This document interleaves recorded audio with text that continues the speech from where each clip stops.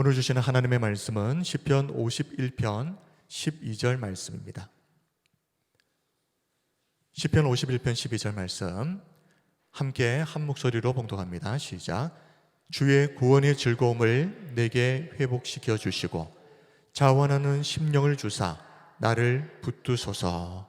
아멘.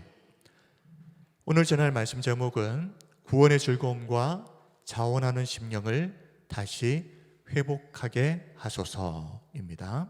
자, 한번 따라하겠습니다. 구원의 즐거움과 자원하는 심령을 다시 회복하게 하소서.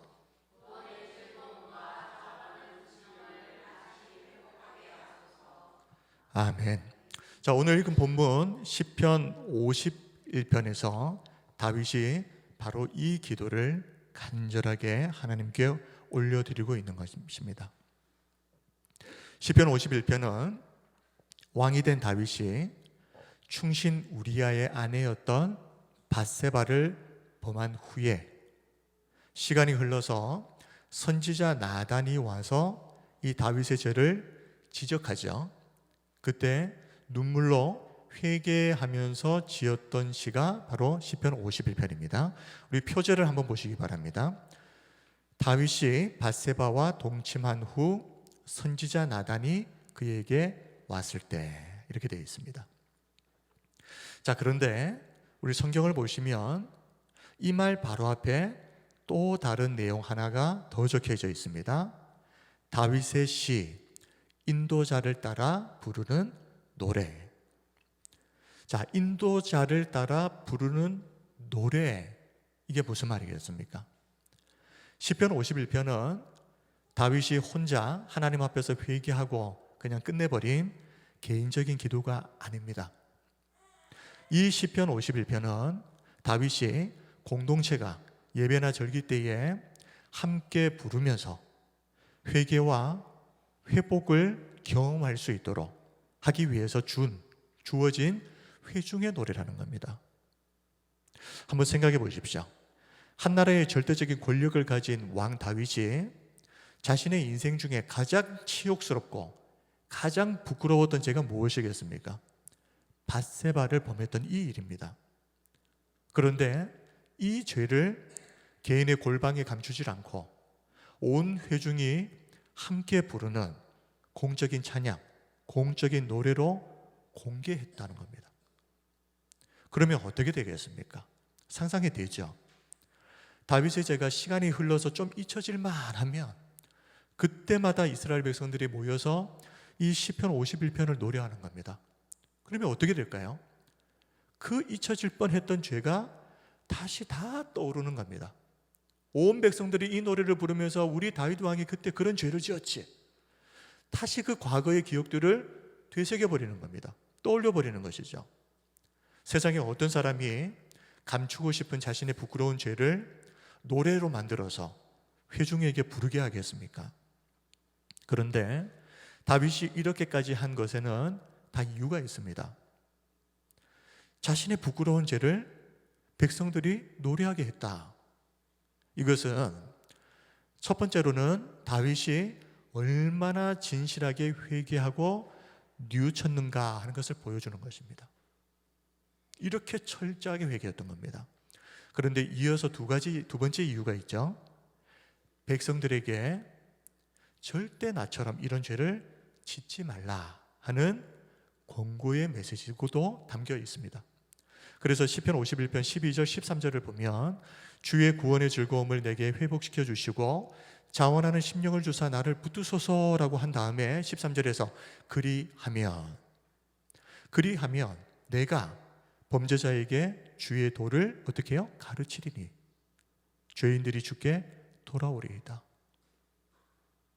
이 노래를 통해서 다윗처럼 이런 죄를 짓고 있는 사람들에게 다시 죄 뉘우치고 돌아올 수 있도록 다윗은 백성들이 이 노래를 부를 때마다 이 백성들이 다윗이 저질렀던 이 더러운 죄, 이 추악한 죄를 자신들도 저지를 수 있다 하는 것을 기억하고 항상 또 조심할 것을 당부하는 겁니다.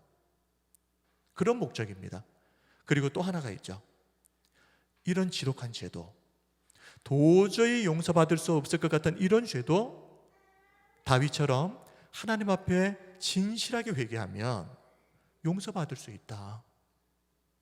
이 놀라운 하나님의 은혜를 이 백성들에게 깨닫게 하기 위해서 다윗은 자신의 그 부끄러웠던 죄를 백성들에게 노래로 만들어서 부르게 했습니다.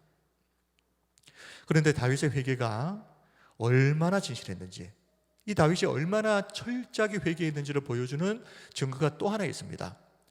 내가 죄악 중에 출생했다. 이 5절의 고백입니다. 자, 5절 한번 보십시오. 내가 죄악 중에서 출생하였으며 어머니가 죄 중에서 나를 잉태하였나이다. 다윗은 나는 본래 누구보다 신실하고 누구보다 깨끗한 자였는데 그만 그날 목욕하는 밧세바에게 눈이 멀어서 이때 딱 한 번 실수를 저지른 것이라고 구차하게 변명하지 않습니다. 다윗은 지금 뭐라고 말합니까? 스스로 이렇게 말하죠. 나는 죄악 중에 출생한 자, 태생적으로 더러운 죄인의 정체성을 가진 자라는 말입니다. 나는 태어날 때부터 더러운 죄인의 정체성을 가지고 태어난 자, 어쩌다 보니 실수로 이런 죄를 지은 게 아니라 본래 나는 태생적으로 그런 죄를 품고 태어난 자이기 때문에 그 죄를 지을 수 있는 상황과 환경이 되니 여지없이 나는 죄를 지었다, 이 말입니다. 핑계하지 않습니다. 변명하지 않습니다. 실수였다고 말하지 않습니다. 이렇게 다윗은 밧세바를 범하고 그 죄를 감추기 위해서 자신의 충신이었던 우리아를 죽음으로 내몰았던 이 끔찍한 죄 속에서 무엇을 봅니까? 태생적으로 나는 죄인이었구나. 자신의 끔찍한 죄된 정체성을 본 겁니다. 한 나라의 왕으로서 무엇 하나 부족한 것이 없었던 이 다윗이 이렇게까지 하나님 앞에서 철저하게 회개했던 이유는 간절하게 회복하기를 원했던 것이 다윗에게 있었기 때문입니다. 하나님 다른 것들은 모르겠지만 이것만큼은 회복시켜 주십시오. 주의 구원의 즐거움. 12절을 다시 한번 보겠습니다. 주의 구원의 즐거움을 내게 회복시켜 주시고. 다윗은 하나님이 주시는 이 구원의 즐거움을 다시 회복하기를 원했습니다. 다윗이 이렇게까지 이 주의 구원의 즐거움을 회복하기를 원했던 이유는 그는 알고 있었기 때문이죠. 이 구원의 기쁨과 즐거움이 얼마나 대단한 것인지, 얼마나 소중하고 얼마나 큰 것인지를 다윗은 직접 경험해 보았기 때문에 누구보다 잘 알고 있었던 사람입니다. 다윗은 그래서 지금까지 왕으로서 누렸던 세상의 어떤 것보다도 그것과도 비교할 수 없는 절대적인 기쁨, 절대적인 즐거움이 바로 하나님이 주시는 구원의 기쁨과 즐거움이다. 이것을 경험해서 알고 있었기 때문에 밧세바를 범함으로 하루아침에 상실해버렸던 그 구원의 기쁨과 즐거움을 다시 회복하게 해달라고 이렇게까지 철저하게 회개하면서 하나님 앞에 기도하고 있는 겁니다. 구원의 기쁨이 뭔지, 구원의 즐거움이 뭔지 경험해 본 적도 없고 알지도 못하는 사람이 이렇게 하겠습니까? 아니까 이렇게 할 수밖에 없는 겁니다.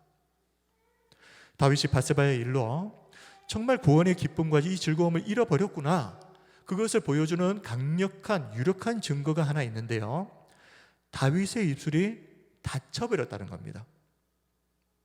하나님을 찬양하고 또 이 하나님의 은혜를 사람들에게 담대하게 전파했던 다윗의 그 입술이 이 죄를 짓고 나서부터 닫혀버렸다는 겁니다.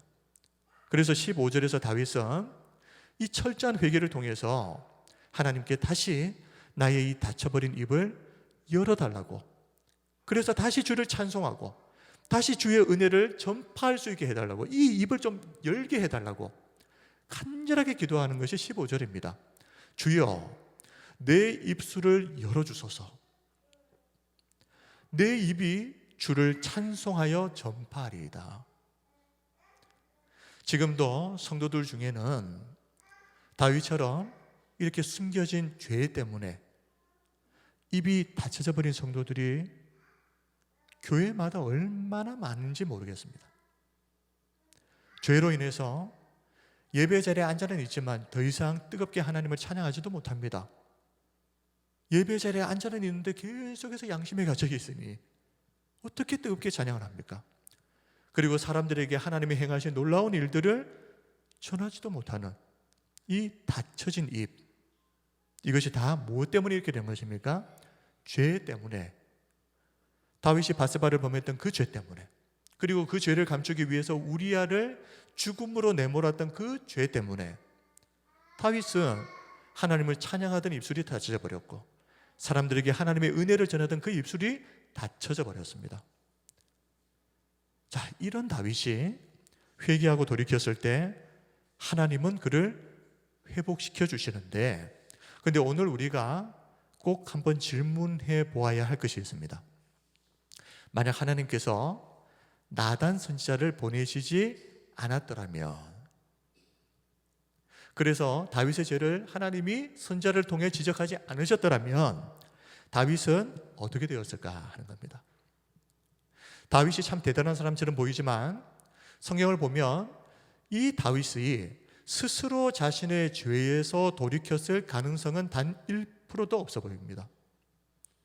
다윗은 자신의 죄를 회개하기는커녕 나단 선지자가 찾아오기까지 1년이 넘는 시간이 있었잖아요. 그 시간 동안 뭘 했습니까? 자신의 죄를 철저히 감추기에만 급급했습니다. 언제 한 번이라도 그 죄를 회개하려고 시도조차 해본 적이 있었습니까? 심지어 평소에는 아무 일도 없었다는 듯이, 마치 바세바를 범한 적도 없고 우리아를 죽음으로 내몬 적도 없었다는 듯이 그렇게 능청스럽게 평소와 다름없이 지냅니다. 안식일이 되면 성전에 가서 평소처럼 예배 다 드렸고요, 그리고 찬양도 드리고 그렇게 산 겁니다. 마치 아무 일도 없었다는 듯이. 그런 다윗에게 무슨 스스로 회개할 능력이, 그런 가능성이 있었겠습니까? 만약 그렇게 하염없이 시간만 흘러갔다면 분명히 이렇게 됐을 겁니다. 다윗은 얼마 지나지 않아서 하나님에 대한 그 조금 남아있는 신앙도 다 잃어버렸을 겁니다. 영적 폐인이 되는 거죠. 그렇게 이전에는 그렇게도 풍성하게 누렸던 하나님이 주시는 그 구원의 기쁨과 그 즐거움을 완전히 다 잃어버리고 차갑게 식어져 버린 가슴으로 그저 예배 자리에 형식적으로 앉아있는 그 수많은 사람들 중에 한 사람이 되어버렸을 겁니다. 1년이 지난 지금에 와서 다윗이 도대체 뭘 할 수 있겠습니까? 그런데 하나님은 그런 다윗을 위해서 나단 선지자를 보내주셨다. 그의 감추어진 죄를 드러내시고 또 지적하셔서 다윗이 다시 회복할 수 있는 기회를 주셨다는 겁니다. 우리 성도 여러분, 그런 점에서 오늘날 하나님께서 목회자들을 통해서 성도들 안에 있는 그 부끄러운 죄를 드러내고 그리고 지적하실 때가 있죠. 그때 성도들은 절대 기분 나빠하시면 안 됩니다. 반대입니다. 하나님께서 나에게 다시 구원의 기쁨과 즐거움을 회복시켜 주시려고 하는구나. 바로 이 시간이 은혜의 시간이고 긍휼의 기회이구나 생각하시면서 감사해야 되는 시간입니다. 사탄은 성도들이 죄를 지을 때 그 죄를 절대 회개하지 않고 다윗처럼 아무 일도 없었다는 듯이 살아가기를 원합니다. 그렇게 살다가 죽을 때까지 우리가 그 죄에 갇혀서 구원의 기쁨도 즐거움도 다 잃어버리고 비참하게 살기를 사탄은 바랍니다. 그래서 우리의 귀에 대고 뭐라고 속삭입니까? 너는 아무 문제가 없어. 다들 그렇게 살아. 그거 그렇게 심각한 거 아니야. 뭘 그렇게 대단하게 생각해. 다 그렇게 사는 거지. 그런데 안타깝게도 사탄의 이런 속삭임이 성도들에게 너무 잘 먹힌다는 것이 문제입니다. 그런 속삭임을 듣고 있으면 나도 모르게 그래, 그럴 수 있는 거지 뭐. 다들 그렇게 사는 거지. 그러나 하나님은 우리를 결코 그렇게 내버려 두시질 못합니다. 아들을 주시기까지 우리를 사랑하셨던 그 하나님은 우리 성도들이 구원의 기쁨도 즐거움도 다 잃어버리고 그렇게 식어져 버린 가슴으로 예배의 자리에 형식적으로 앉아만 있는 것을 결코 두고 보실 수가 없는 하나님이십니다. 그래서 하나님은 징계를 통해서라도 반드시 우리를 회개하고 돌이키시게 하시는데, 이것이 우리를 향한 하나님의 진실한 사랑인 것을 믿으시길 바랍니다. 오늘 말씀에서 우리가 한 가지 더 살펴보아야 할 부분은, 다윗이 하나님께 자원하는 심령을 주사 나를 붙들어 주소서라고 기도하고 있다 하는 것입니다. 자, 12절을 다시 보시면 주의 구원의 즐거움을 내게 회복시켜 주시고, 자, 이어서 자원하는 심령을 주사 나를 붙드소서. 자원하는 심령이 무엇입니까? 누가 시켜서 마지못해서 하는 것이 아니죠. 내가 정말 원해서 어떤 것을 하는 마음가짐, 이것을 자원하는 심령이라고 합니다.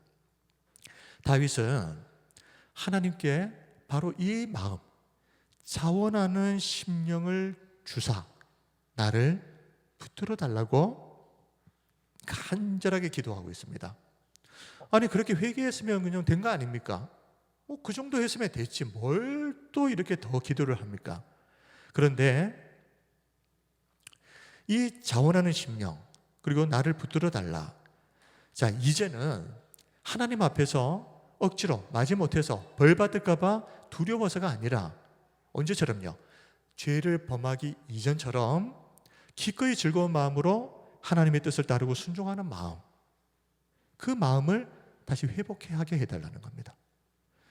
그런데 중요한 것은 다음 부분입니다. 나를 붙드소서.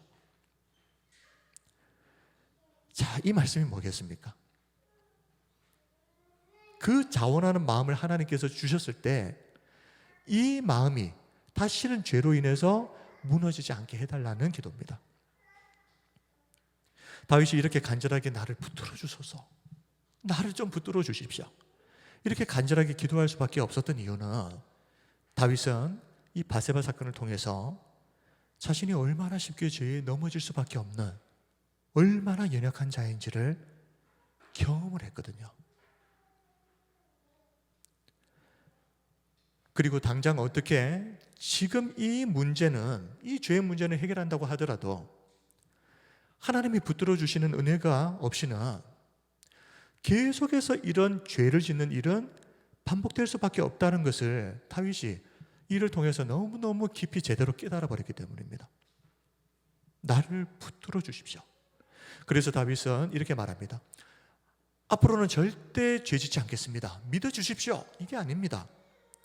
오히려 하나님, 내 안에 하나님을 기꺼이 따르려는 자원하는 마음을 주시고, 그뿐만 아니라 그 마음이 변치 않도록 나를 꼭 붙들어 주십시오, 이렇게 기도하는 것이죠. 이 다윗의 기도가 오늘날 우리에게도 꼭 필요한 기도가 아니겠습니까? 우리 말씀을 정리하겠습니다. 오늘은 다윗이 밧세바를 범한 후 1년이 지나서 하나님이 보내신 이 나단 선지자를 통해서 자신의 죄를 회개하고 기록을 했던 시편 51편을 살펴보았습니다. 자, 다윗이 왕의 체면을 지키기보다는 자신의 죄를 하나님과 사람 앞에서 철저하게 드러내고, 심지어 백성들이, 또 후대의 공동체가 이 다윗이 저질렀던 죄를 함께 부를 수 있는 노래로 남겼다는 것을 통해서 우리는 이 다윗이 얼마나 진실하게 철저하게 회개했는지를 볼 수 있다 그랬죠. 회개는 이런 것입니다. 은근슬쩍 한 듯 아닌 듯, 이것은 회개가 아닙니다. 다윗이 어떻게 회개해야 하는지를 지금 보여주고 있습니다. 그러나 이렇게 다윗처럼 진실하게 제대로 회개하는 것도 중요하지만, 사실 이보다 더 중요한 것은 다윗이 기도했던 대로 다시 그 죄로 돌아가지 않게 해달라는 것입니다. 다윗은 바세바를 범하고 그의 남편인 우리아를 죽이는 이 끔찍한 죄를 저지른 후 1년이 넘도록 죄를 감추고 있다가 하나님이 보내신 나단 선지자의 말을 듣고 눈물로 회개를 했지만, 그럼에도 자신은 또 그런 죄를 지을 수 있는 상황이 되면 언제든지 다시 넘어질 수 있는 연약하되 연약한 존재, 날 때부터 죄인의 정체성을 가지고 태어난 태생적 죄인이다 하는 것을 인정을 하면서 하나님께 다시는 그 죄로 돌아가지 않게 나를 붙들어 달라고 지금 간절하게 하나님의 은혜를 구하고 있는 겁니다. 오늘 설교를 이렇게 요약할 수 있을 것 같습니다. 하나님, 제가 죄를 지었습니다. 다시는 죄를 짓지 않겠다고 다짐하고 또 다짐하지만 하나님, 제 자신을 제가 믿을 수가 없습니다. 제 안에 하나님의 뜻을 기꺼이 따르고 순종하는 자원하는 마음을 꼭 주십시오. 그래서 어쩔 수 없이 억지로가 아니라 이제는 이전처럼 기꺼이 즐겁게 하나님의 뜻을 따르는 그 마음을 나에게 주십시오. 그리고 그 마음을 제가 제 힘으로 지킬 힘이 없습니다. 그러니 하나님, 저를 붙들어 주셔서 이 죄악에서 저를 지켜주십시오. 우리 사랑하는 성도 여러분, 오늘 우리에게도 다윗처럼 이 구원의 즐거움이 회복되는 은혜가 있으시길 바랍니다. 그리고 다시는 그 죄로 돌아가지 않는 이 하나님의 붙드심의 은혜도 있으시길 바랍니다. 마지막으로 시편 119편 133절을 다 함께 읽고 설교를 마칩니다. 시작. 나의 발걸음을 주의 말씀에 굳게 세우시고 어떤 죄악도 나를 주관하지 못하게 하소서. 아멘. 우리 시편 119편 133절 말씀을 우리 다시 함께 큰 목소리로 우리 선포합시다. 시작. 나의 발걸음을 주의 말씀에 굳게 세우시고 어떤 죄악도 나를 주관하지 못하게 하소서. 아멘. 이 시간 우리 하나님께 함께 찬양드리고 기도하겠습니다.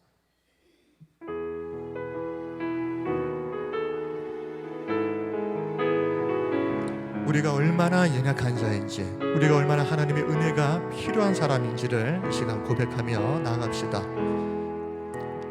은혜로 날 보듬으시고 사랑으로 품어주셔도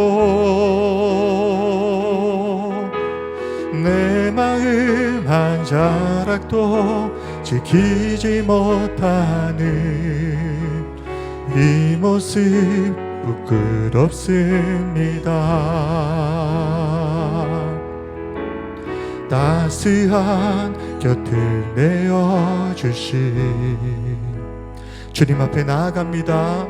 주님 앞에 나아갑니다. 표현 못할 긍휼로 나를 붙드시는 주 이름만 바라봅니다. 아멘. 매일 마주한 슬픔을 견뎌나가며 주 예수의 마음을 닮아가네. 두려운 걸음마다 주가 동행하니 주 의지하며 오늘을 걷네. 주의 신실한 소망을 깊이 담으며 주 예수의 부여를 채워가네. 하나님의 자녀로 명예 지켜가며 깊어진 삶을 주께 드리네. 우리 다시 한번 찬양합시다. 은혜로 날 보듬으시고 은혜로 날 보듬으시고 사랑으로 품어주셔도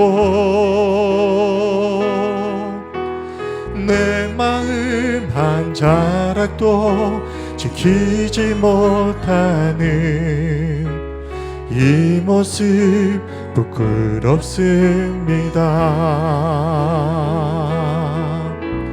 따스한 곁을 내어주신 주님 앞에 나아갑니다.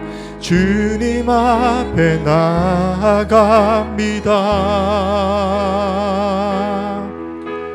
표현 못할 긍휼로 나를 붙드시는 주 이름만 바라봅니다.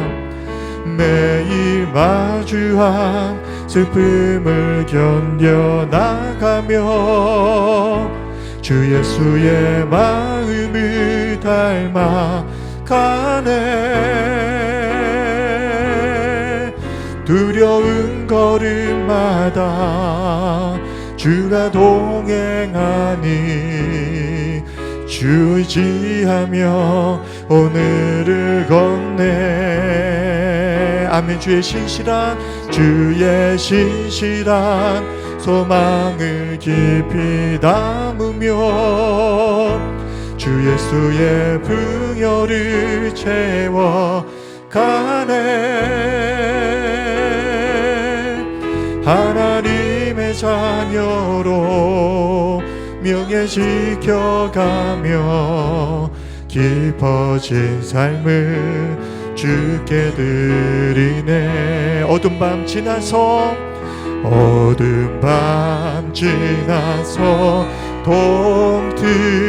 동트인다. 환한 빛 보아라. 저 빛 주 예수의 나라 이 땅에 곧 오겠네. 어둠 밤 지나서 동튼다. 어둠 밤 지나서 동튼다. 환한 빛 보아라. 저 빛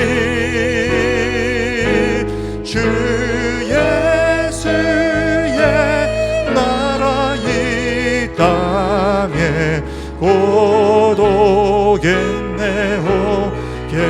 우리 마지막으로 어둠 밤 지나서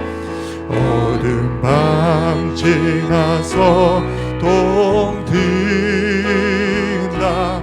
환한 빛 보아라. 저 빛 주 예수의 나라 이 땅에 곧 오겠네.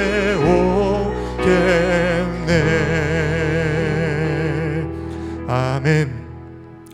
이제 우리 함께 기도하겠습니다. 하나님, 우리가 죄로 인해서 잃어버렸던 하나님의 그 구원의 기쁨과 즐거움을 다시 회복시켜 주옵소서. 그리고 하나님, 우리는 그 회복된 그 기쁨과 즐거움을 지킬 힘이 없습니다.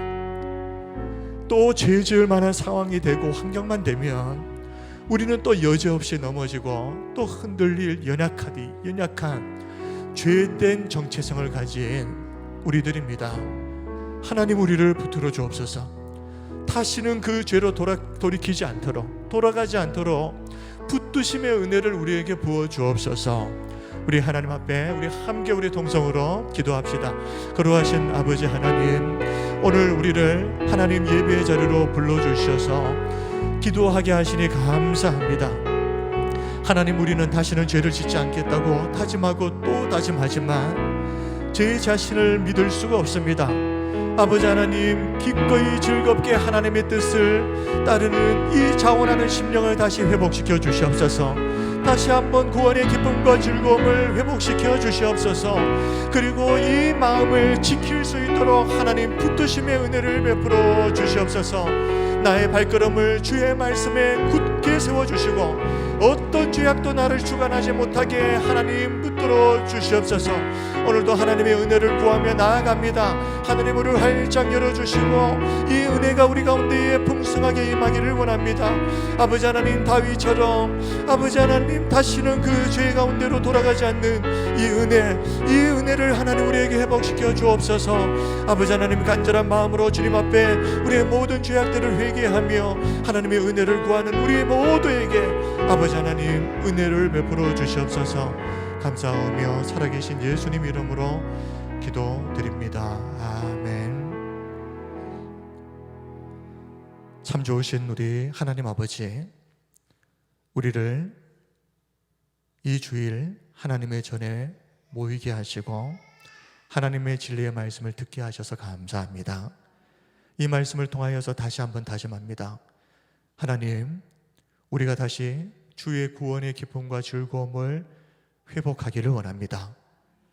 혹시라도 죄가 있다면 이 시간 하나님 앞에 철저하게 내려놓고 회개하오니 주님 회복시켜 주시옵소서. 그리고 이 마음이 다시 죄 가운데로 되돌아가지 않도록 아버지 하나님 우리에게 붙드심의 은혜를 베풀어 주시옵소서. 나의 발걸음을 주의 말씀에 굳게 세워 주옵시고 어떤 죄악도 이제는 나를 주관하지 못하도록 우리를 붙들어 주옵소서. 살아계신 예수님 이름으로 기도드립니다. 아멘.